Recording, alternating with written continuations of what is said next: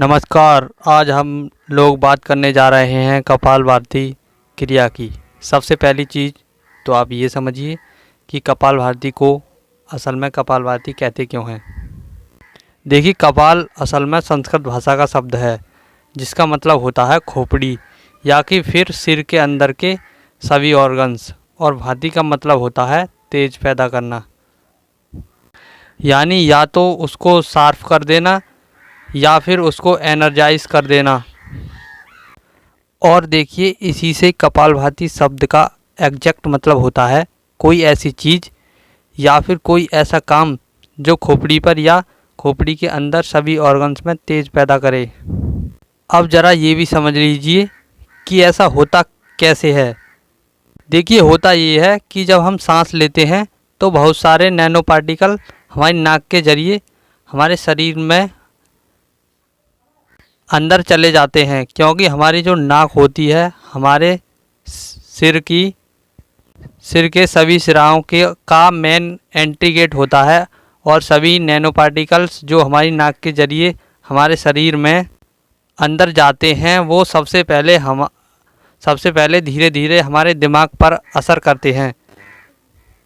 इस चीज़ को भी समझिए कि जो ये नैनो पार्टिकल्स होते हैं इतने छोटे होते हैं कि हमारी नाक के अंदर के फ़िल्टर सिस्टम को तो पार कर ही लेते हैं, ये ब्लड ब्रेन बैरियर के भी आर पार चले जाते हैं। चलिए अब ज़रा सा इनके फ़ायदों के बारे में भी जान लेते हैं। देखिए, कपालभाति का सबसे बड़ा जो फ़ायदा है वो होता है ये, कपालभाति करने से आपका ग्रोथ हार्मोन एकदम सही तरह से सीक्रेट होने लगता है, जिसकी वजह से आपकी हाइट जितनी ज़्यादा बढ़ सकती है उतनी ज़्यादा बढ़ जाती है, और आपका ग्रोथ जितना ज़्यादा बढ़ सकता है उतना ज़्यादा ग्रोथ हो जाता है। दूसरी चीज़ आप ये समझिए कि अगर आपको थायराइड की परेशानी है, और देखिए जो थायराइड की जो परेशानी है वो बहुत ही ज़्यादा कॉमन हो चुकी है। अगर आपको थायराइड की परेशानी है तो कपालभाति से बेहतर और कुछ नहीं है। आप केवल कपालभाति शुरू कीजिए और 3 से 6 महीने के अंदर थायराइड से रिलेटेड जितनी भी गोलियां दवाइयां हैं सब कुछ बंद हो जाएंगी। तीसरी सबसे बड़ी जो परेशानी आजकल बहुत ज़्यादा देखने में आ रही है वो है बांझपन की परेशानी।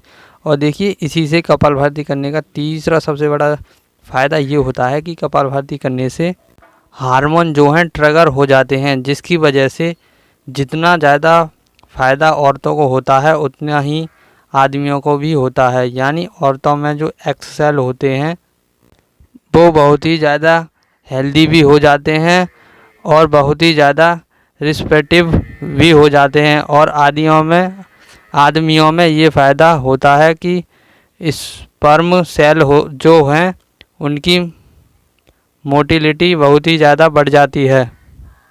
चौथी सबसे बड़ी जो परेशानी है वो है कॉन्स्टिपेशन की परेशानी।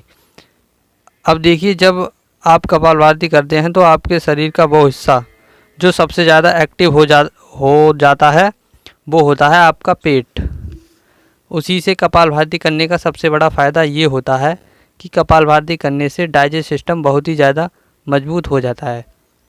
इस चीज़ को ज़रा समझ भी लीजिए। देखिए, आजकल के लोगों की लाइफस्टाइल कुछ इस तरह की हो चुकी है जिसमें उनके पेट का पानी नहीं हिलता। स्टूडेंट जो या तो दिन भर बैठकर पढ़ते रहते हैं या कि फिर मोबाइल चलाते रहते हैं, और वो लोग जो काम करते हैं कुछ इस तरह का काम जो ऑफिस के अंदर दिन भर बैठे रहते हैं। अब ज़रा खुद सोच कर देखिए, आपके पेट का पानी ही नहीं हिल रहा तो आपका डाइजेस्ट सिस्टम कैसे अच्छा हो सकता है। कपालभाति करने से पेट का पानी ही नहीं हिलता, उसमें सुनामी भी आ जाती हैं।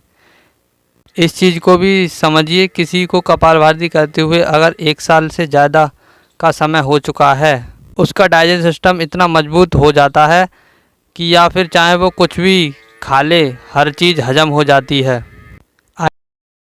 ये कपालभाति से होने वाले नुकसानों के बारे में भी जान लेते हैं। आखिर इसके क्या नुकसान है। देखिए, कपालभाति उनको नहीं करनी चाहिए जिनका ऑपरेशन हुआ है या हार्ट सर्जरी हुई है, किसी भी प्रकार का ऑपरेशन हुआ है, उनके लिए तो बिल्कुल करनी ही नहीं चाहिए। कपालभाति क्रिया को आप सुबह के समय खाली पेट ही करें। अगर आपको सुबह को टाइम नहीं मिल रहा तो आप तो आप खाना खाने का करीब इतना गैप हो 4 से 4.5 घंटे के करीब, तब इस क्रिया को कर सकते हैं। तो आज के लिए बस इतना ही। धन्यवाद।